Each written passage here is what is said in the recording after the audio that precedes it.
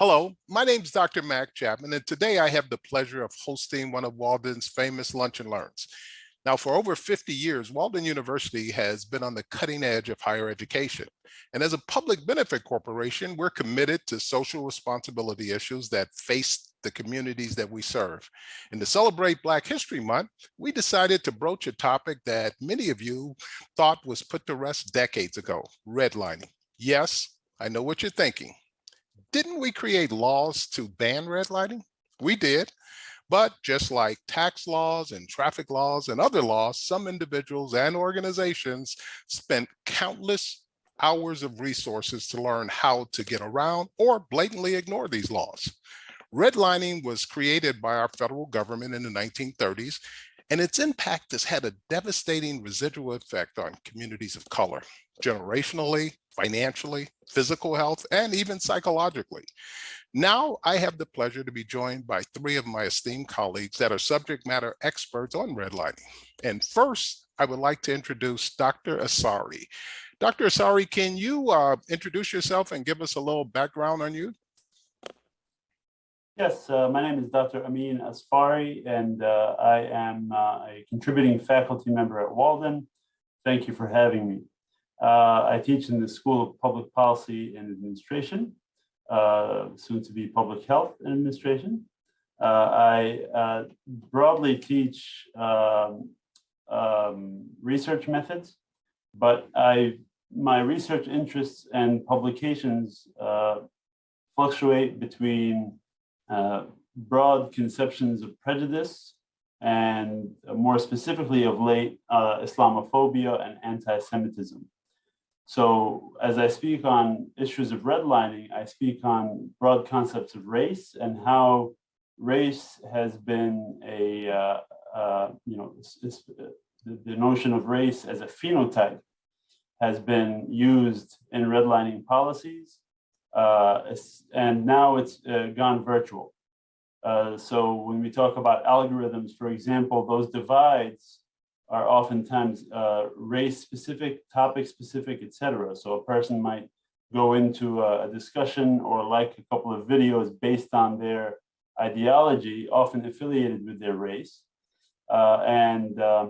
We find that that's what the algorithm continues to feed them.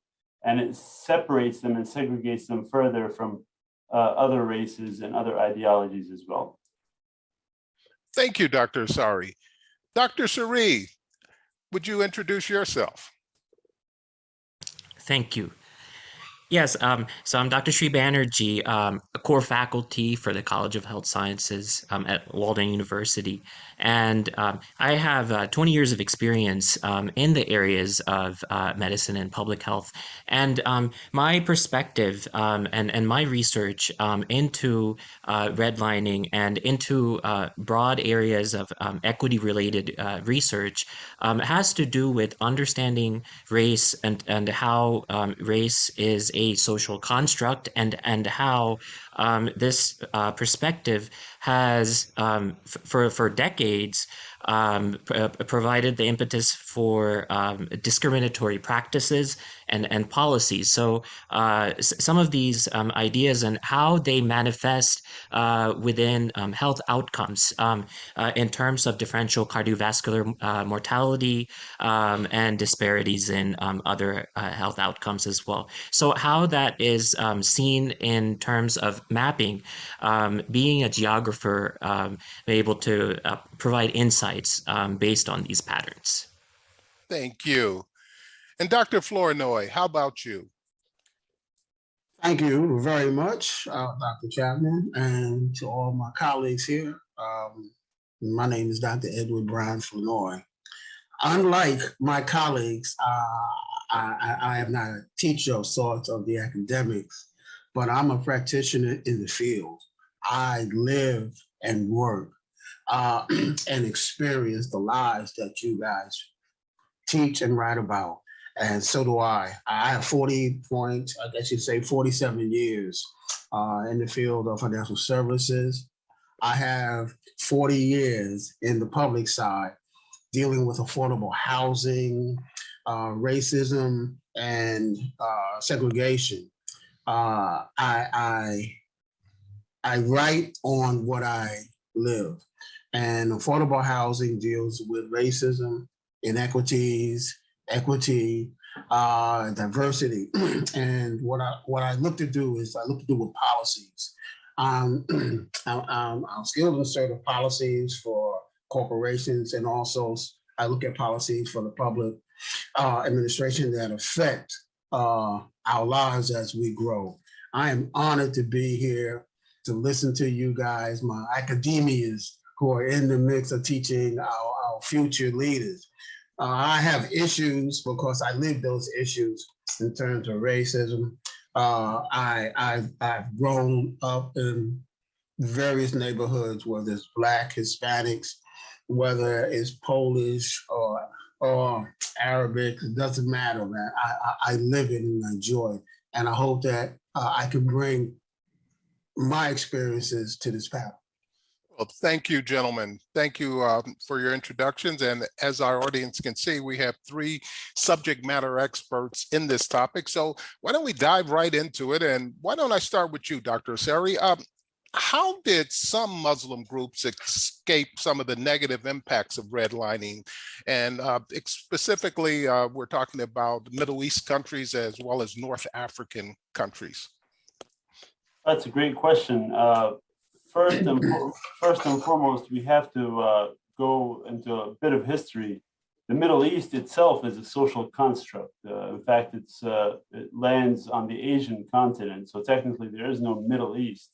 But oftentimes, people talk about the need for a designation on the census, for example, a MENA designation, Middle East, North Africa. Well, the problem with that is you have to understand how race was used in the census. There's a great book that talks about when the Irish became white. The Irish historically were never seen as white. They only became classified as white when African Americans started to move to the Midwest and started to move up north. At that point, what we decided to do is, in order to turn African American into the new criminal class, at the University of Chicago, there was a whole host of theories that were developed called the Chicago School of Criminology. They would take the nationality off the census and add the racial category. Irish all of a sudden became white because they were phenotypically similar to other whites in the United States. Blacks, however, were not.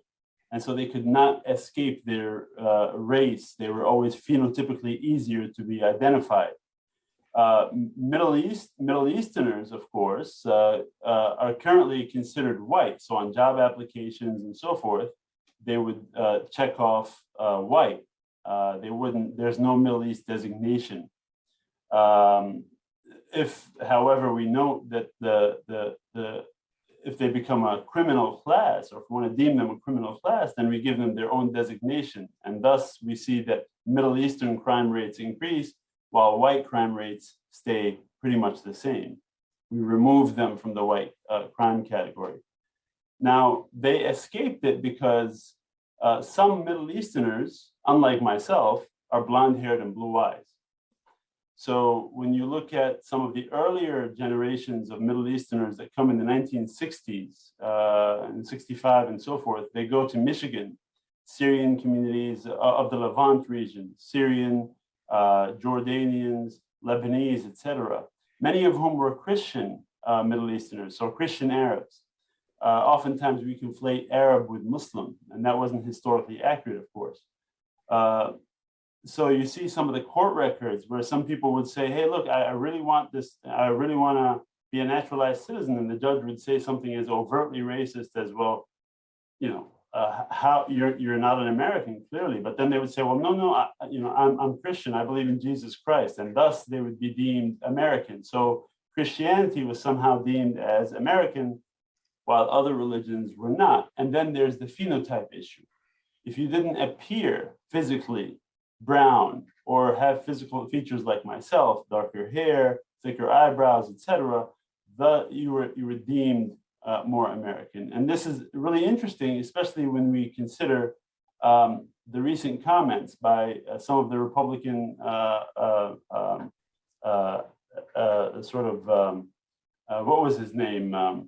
Who said African Americans and other Americans? What was his name? He's the head of the Republican Party. Well, I mean, there's been so many, disparaging remarks from so many different his name individuals. But you're not talking about McCarthy, Leader McCarthy. No. Very recently, he just made this remark. His name will come to me. That said, some Arabs escaped it because, well, they escaped it because of a phenotype. They didn't appear, that is to say, they didn't appear different. But 1/3 of the slaves or formerly enslaved persons that were brought to America were Muslims. Thus, there's a great crossover between the Muslim identity and African American identity. Those Muslims did not escape redlining policies because of phenotype.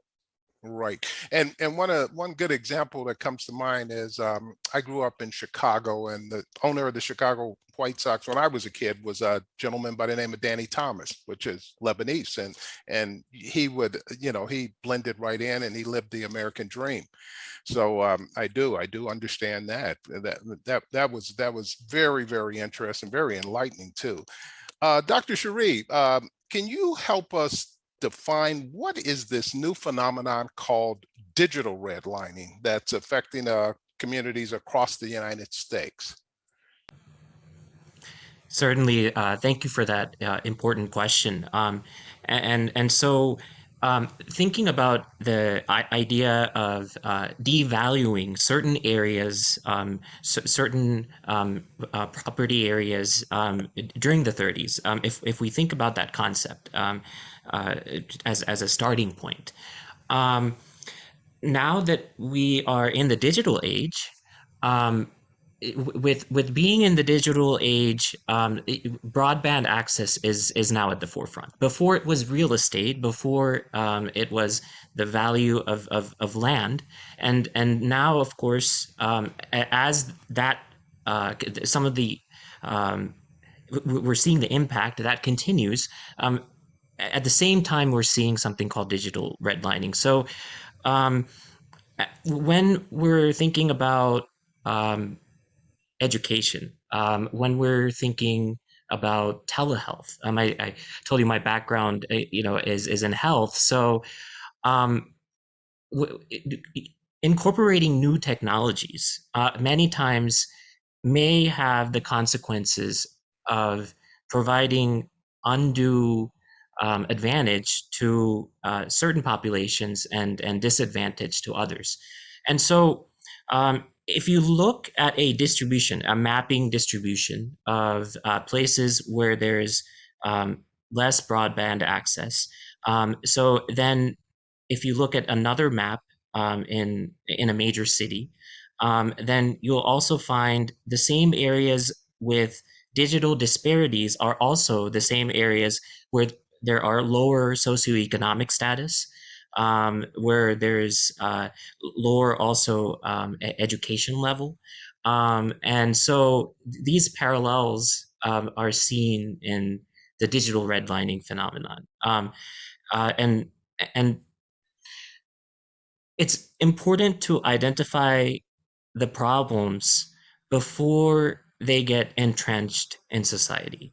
So it's important to when creating access, when providing access to high-speed technologies and internet access, I think it's important to keep these in mind, some of these potential access issues, and then provide the additional guidance or whatever is needed to then improve this planning, make improvements. Perfect. Yeah, I don't know if you're familiar with an article that was produced by Dr. Freeman and Dr. Chen from the University of Michigan. And what they talked about was the racialization of the financial service. And what they basically said in a nutshell is they said that poor Black and brown communities experience a form of digital redlining by having the lowest financial tech rates. And they said that every percentage increase in a community's Black population was associated with an 18% decrease in their rate of high-speed internet access, and 1% decrease in smartphone ownership, and 12% decrease in online banking, as well as a 3% decrease in mobile banking.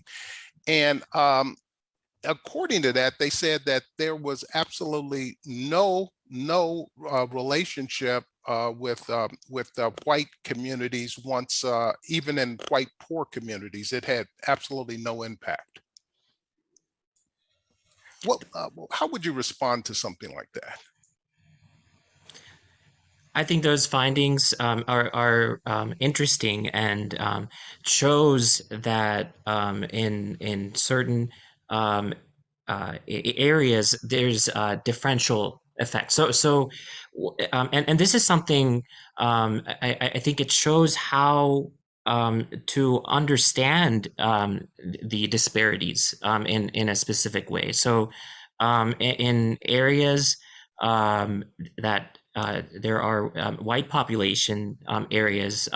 In these areas, there was not a significant effect. But in minority population, Black and brown communities, there is a significant effect. So that's showing that not only is the fact that there's disparities potentially in the digital access, but also that access affects communities potentially differently. Wow. Different, yeah. Right. And looking at it from a different perspective, my doctorate is in business, so I'm thinking of it as a businessman. So that means that 18% less of my potential customer base is using my high-speed network, and at less than 1% I'm losing out on smartphones. So that kind of impacts me as Mr. Businessman here, or Mr. Owner of an industry. So this is maybe something that can be used as maybe a double-edged sword, do you think, to helpfully have industry actually help foster better relationships? Yeah, absolutely. Always hit them yes. in the pocketbook. Always hit them in the pocketbook. That for some reason they'll respond to that.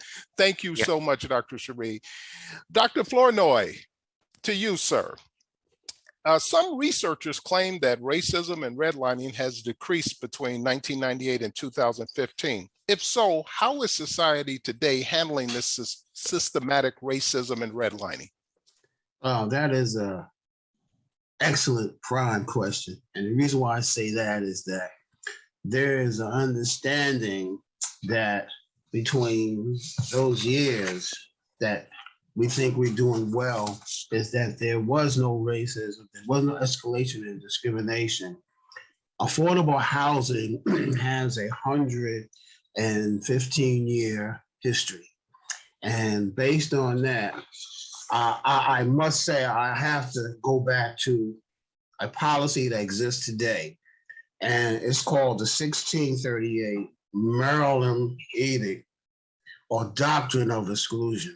And the reason why all researchers must read this, because the Maryland Common Council of that year wrote it, and it stated that neither, I'm gonna read it, neither the existing Black population, their descendants, nor any other Black shall be permitted to enjoy the fruits of white society.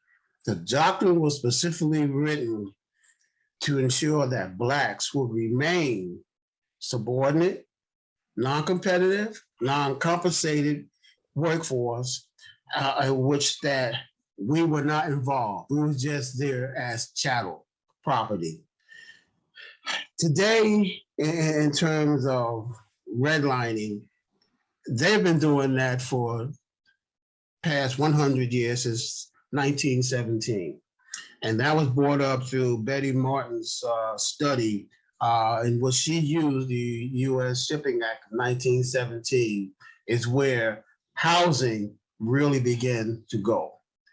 In 1934, when they created the first Housing Act, Federal Housing Act, you had FHA being created. You had also HOPE, the Homeowners Loan Corporation.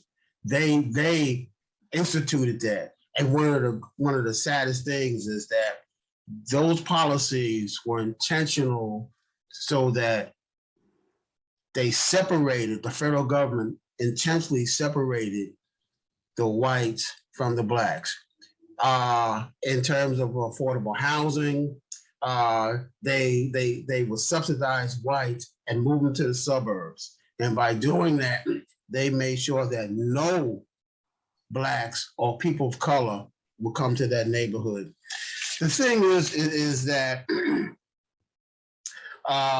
the policies today has been disingenuous, even though they're written to say, hey, like the CRA was written in 1977 to help us out.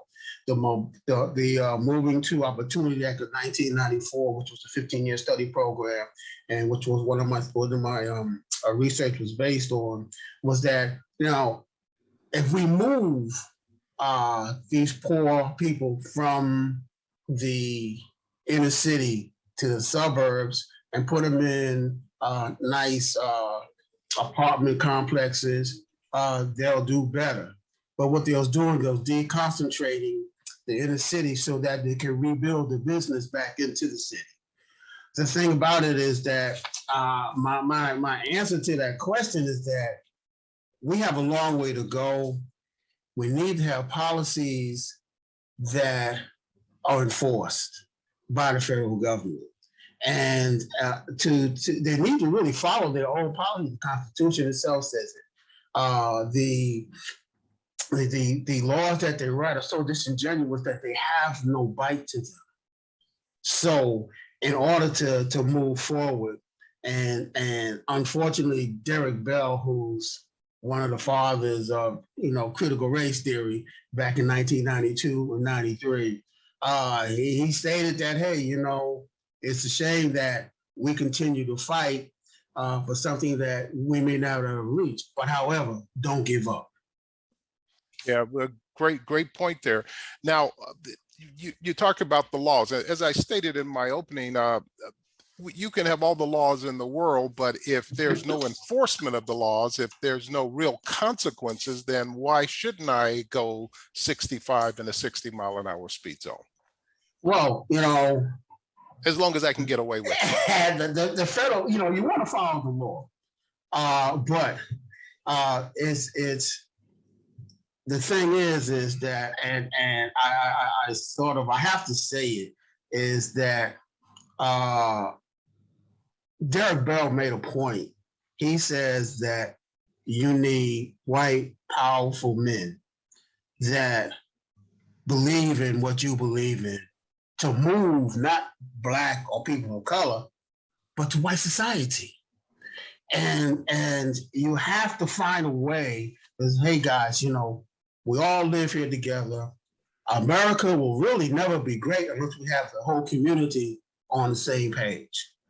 And he said that, yes, laws have to be enforced. And since we do not write the laws, we participate, but not many listen, we still have to work hard with our white counterparts who want the same thing you want.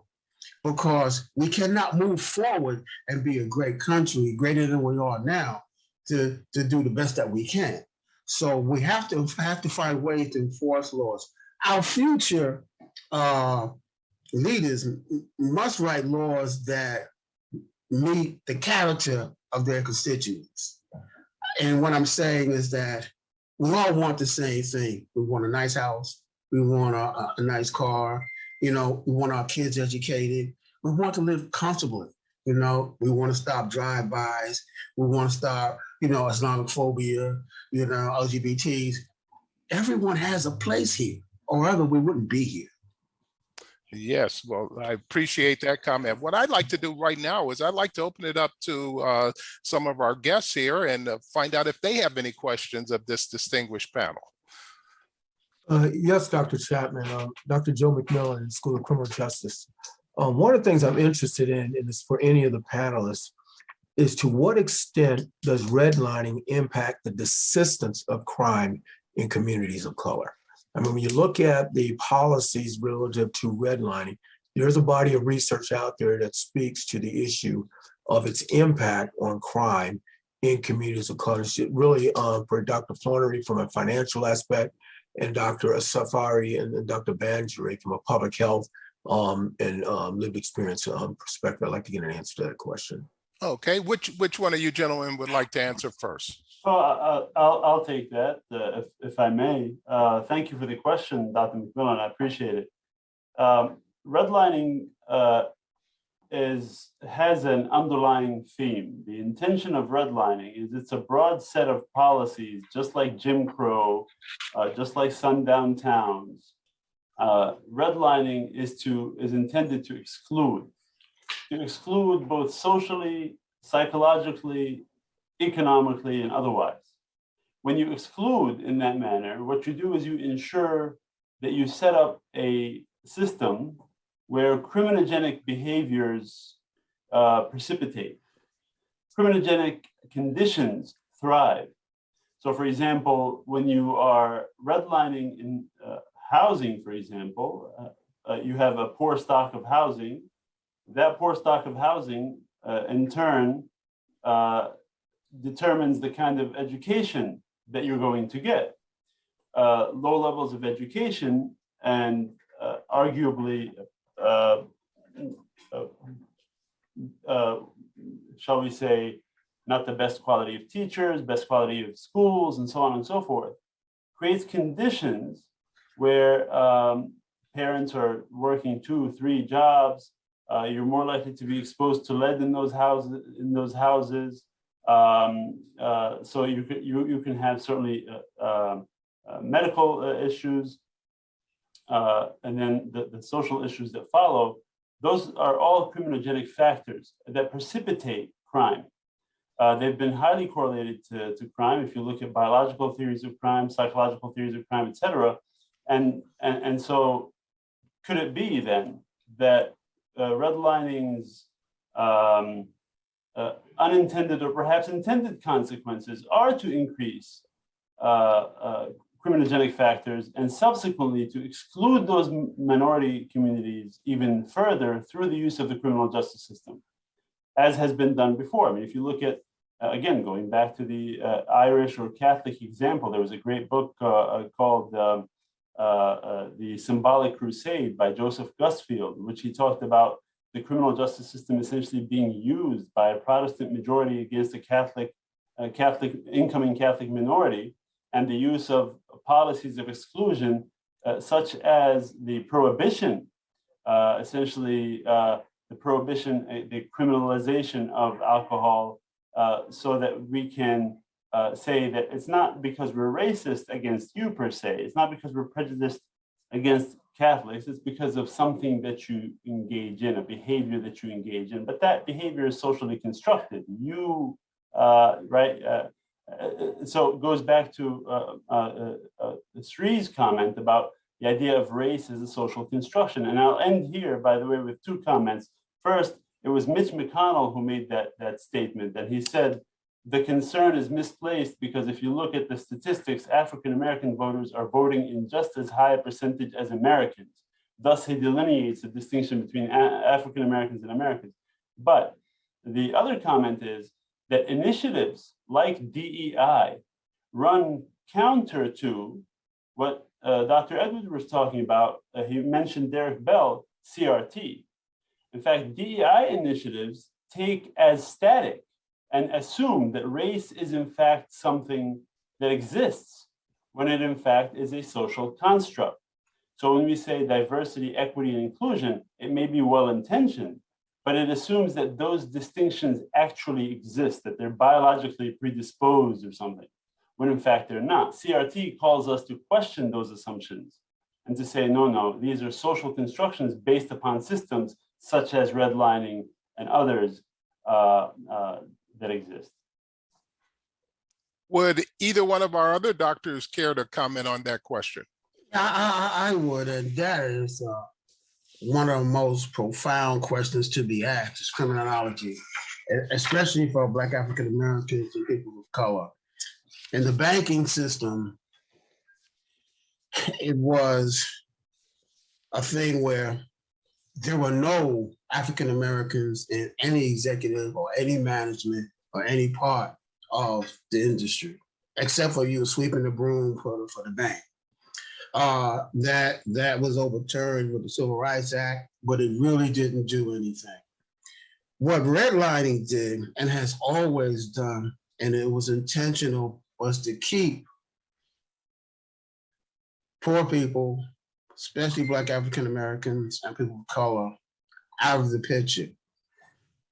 There was no savings, poor housings, there were no jobs, or the jobs that they did have, they couldn't support their families. And one of the basic things about a job is that you would like to have health benefits. You like to have something that you can save. And without those, where do you go? I mean, redlining put up walls between communities. And that could be seen in Camden, New Jersey. That could see it in Mount Laurel, New Jersey. That could see it in the control areas of Chicago. That's one of the biggest lawsuits that they came up in 1966, and the Mount Laurel came up in 1971. In answer to Dr. McMillan, yes, criminology was intention. It goes side by side with redlining. How do you build a business of keeping a certain sector of society out of society? And what redlining did, and it was intentional, is that it allowed the people to try a new way to survive. So yes, you have criminology, even though we're 12% or 14% of the population, we have the highest crime record because other people we're robbing and killing is ourselves. And that gives the white society the option to say, okay, they're bad. That's why we don't let them into our neighborhoods. But if you don't give people the proper education to afford proper housing, to raise children in an environment that they can excel, crime is going to be high. You pump in the guns, the drugs, and it's a fact. You know, the Reagan administration did that. The Iron Contras, and all that. That's how government works. The FHA made sure by writing a manual with the help of the Homeowners Loan Corporation that it specifically said that you do not want to. It says none of the said land may be conveyed to use, owned, or occupied by Negroes or owners of tenants. It still exists. Those clauses are in titles, conveyance of titles, and so they still exist today. So we still have problems moving out, and we're still seen as criminals because we lack jobs that support our families. We try. They say we lack the education, and you know, Dr. Sri is right. You know, mapping is an issue now that's beginning to bring out the wrongs of what's happening. Health is the big thing. Okay, and so crime and redlining are one and one. It has allowed the white privilege to have wealth. They even have their own affirmative action. You know, the dominant political power. It pushed that. Redlining did so much.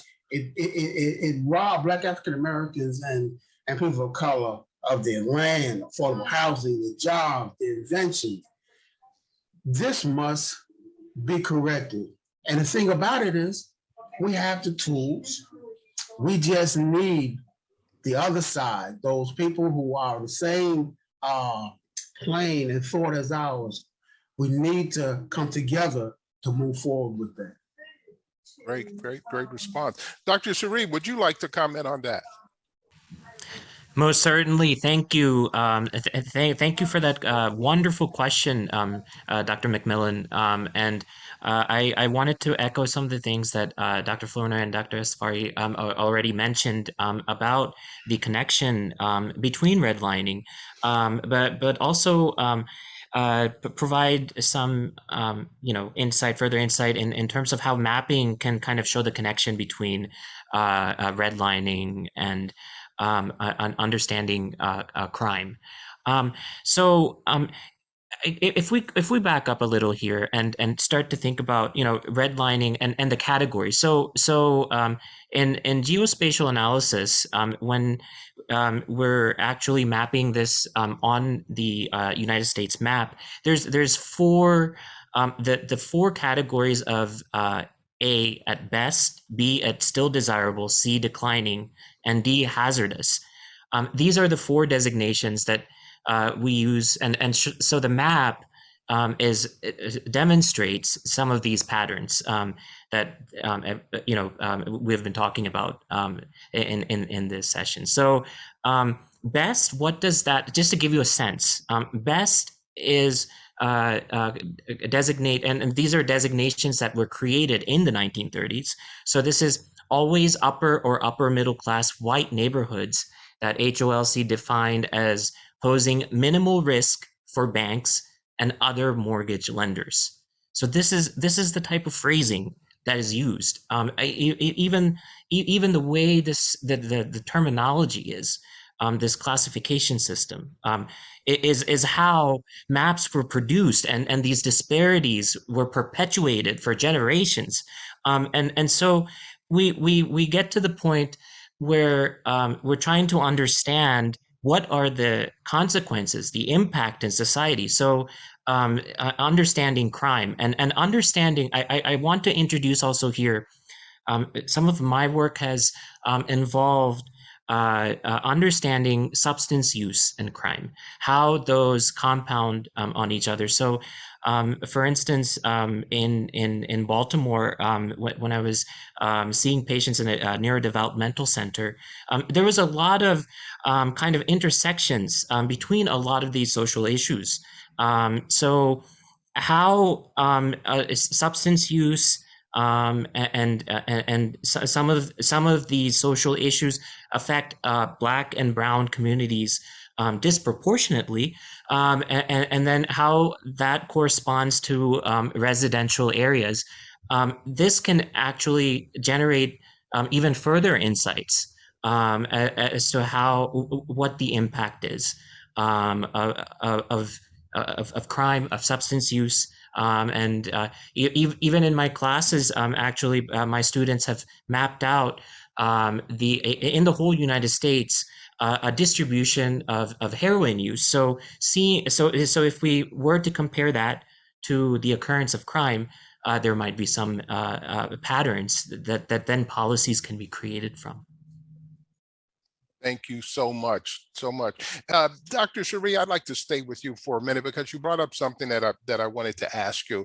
There is some discussion that redlining has gone on to infect the Latino communities as well.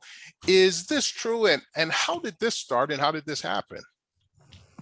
That is a very good question. And so even though, as we have been talking, in the 1930s, a lot of these discriminatory practices were affecting African Americans. As we look at the patterns, and these are some interesting numbers that I think are worth talking about. So when we looked at maps, over 200 maps. So this represented about 11 million Americans. This represented individuals that were once identified as living in previously redlined areas. So then, what these findings showed that the Black population is approximately 28%. So a third among the racial groups who live in formerly redlined areas. Latino and Hispanic residents are being affected as well. So Looking at some of the, the top 10 cities, so the top 10 most populated cities, the population distribution. So New York, Chicago, Los Angeles, Philadelphia, and others. So some of the most redlined cities are these 10 cities. But if we go now, if we focus in the southern part of the United States and look at Birmingham, Alabama, so Alabama actually is a place where I visited multiple times, and you can kind of see some of these patterns. But the red line portion has much higher concentration of Black residents than the rest of the city. So definitely these areas are lower income and the property values are lower. And so even though while I'm saying nationally there may be other populations, Hispanic populations, and in some places white populations are disproportionately affected. But if you look at many of the southern cities, some of these redlining effects are felt even more disproportionately among Wow, Black residents. that's fascinating. I think Dr. McMillan had another question. Dr. McMillan, you still with us? I am. I do have one other question. And often in criminal justice and criminology, I say we use tactical approaches for strategic issues, and we should be using strategic approaches more prevalently than we do. And I'm curious, and again, this comes from the financial as well as the socioeconomic, that as communities look to policy approaches for urban vitalization, long-term plans for planned communities, and things of that nature, how can the redlining policies that are already baked into this equation be reduced so that we're not creating systems long-term strategically that will in fact potentially raise crime in America? And then some of this comes from the banking decisions that we make. Some comes from just our urban vitalization itself. And I'm just curious if any of the panelists have any thoughts relative to these things already being baked in, where it will in fact have impact on urban vitalization 20 years, 25 years out. Yes, if any of the panelists would like to answer, we're up against a hard break. If you can give a 1 minute answer to them. Yeah, I would like to take that. And that's another question. Real quick, that has to be corrected. And the Dallas area, the South Side is a side that is neglected. Hispanics and Black African Americans, people go live there. They found out still today, 2020, 2021, 2022, that they're still redlining. And it's brought out to their attention. And now they're trying to take TIF money and everything to rebuild that. The only problem with that is that strategically is that it's strategic for the banks and wealthy people because it upgrades the lands, it moves the poor and low out because they can't afford the new houses. So we have to get in there. We're fighting for it now to get in there to see how we can change these policies so they don't change and move us out into the country where there's nothing there. That is something that's still, the banks are still disingenuous with their policies, but more Black African American Hispanics must get control of their local lawmakers to change that. And that's happening here. Gentrification. Gentrification, pretty much. It's gentrification. Sure. And that's what it is. Okay, well, as we come towards the conclusion, I wanted to give each one of our doctors a minute to basically summarize or sum up what they would like this panel to take away from this discussion today. And why don't we go ahead and start off with Dr. Dr. Asari? Yes, thank you. Well, I really, again, focusing on my work, while redlining, as you can see, and our guests hopefully can come out of this seeing that redlining has implications across all kinds of disciplines and has implications for public health, public policy, and much more.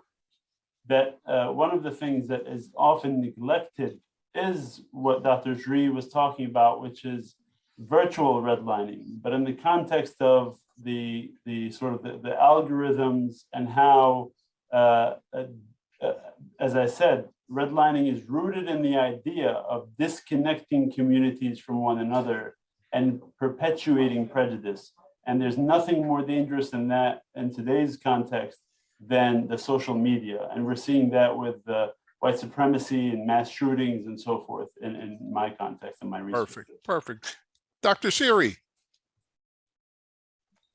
Thanks. So just quickly, I think we've gone over quite a bit of information in a short amount of time. But I think one important aspect to note is that we do need to understand the problem effectively and take action and make sure that these types of practices and policies or similar policies are not perpetuated as we look into future generations. So I send viewers out with a message of hope.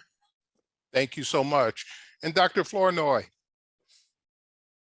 Thank you. I just hope that we can spread the news, our work, where we need to go. For me, the focus for me, being affordable housing, no one can live, raise a child, get good education unless you have decent housing.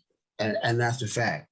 My thing is we must focus on Congress and public policy makers, local and federal, to get together to write, as Dr. McMillan says, strategic policies. As a policy writer myself for banks and everything, I tried to change policies in the banks. It worked, but when you leave, somebody else takes over. We need to focus on that. I like Dr. Sharif, virtual mapping. Crowdsourcing is the next step. That's something that we need to do, is crowdsourcing, the next step of virtual digital mapping. We need to get involved with that as public policy makers. And we need to have one thing that I like with Dr. McMillan, enforcing the law. I'm finished. Well, I think we're going to wrap it up on that. And gentlemen, this has been so enlightening for me. But as a business major, I would like to think in terms of maybe this should motivate those communities, my community, to start developing their own banks, their own financing systems, and be able to become a formidable black and brown Wall Street of its own and take care of the problems. There's trillions and trillions of dollars of assets within these communities that we need leaders like yourself constantly getting the word out there. So with that, we are up against a hard break here. I want to thank you, gentlemen, for your time. I want to thank not only the panelists, but also our attendees for the thought-provoking questions. Thank you, guys, and I hope you guys have a great rest of the week.